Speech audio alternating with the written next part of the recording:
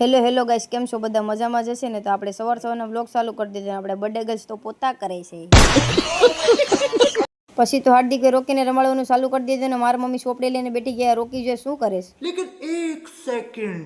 પછી તો આપણે નાઈ બાઈને રેડી થઈ ગયા ને કાસમાં થોડાક છીંચપાટા કરી લીધા ને આપણે બર્થડે ગર્લ્સને હેપી બર્થડે કહી દીધું. ત્યાં તો આપણે રોકી જોડે થોડાક સાગલા વેડા કરી લીધા ને ટોપીને માસ્ક પહેરીને નીકળી ગયા ઉના તરફ.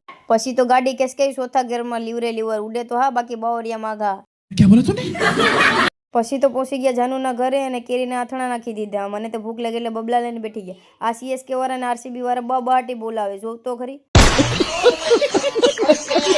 પછી તો ઉનાથી 2 જોડી બૂટ લઈ લીધા ને તડકો એટલો પડતો હતો ને તો મને તો સારું ઠંડુ પીવું હતું એટલે આપણે ઉનાની ફેમસ લસ્સી પી આવ્યા. પછી તો આપણે કરીને કહો 200 રૂપિયાનો ચાંદલો આપણી ગાડીમાં. રસ્તામાંથી કેક લઈને નીકળી ગયા ઘર તરફ. ઘરે પૈસા તો બેન જોવા માંડ્યા બૂટ, કેમ કે બેનને આપણે ગિફ્ટ લઈ દીધું બૂટ. પછી તો કરીને કહો સાંજે થોડોક નાસ્તો 10-20 રૂપિયામાં પટી જાય ને એમ મારા કલેજા.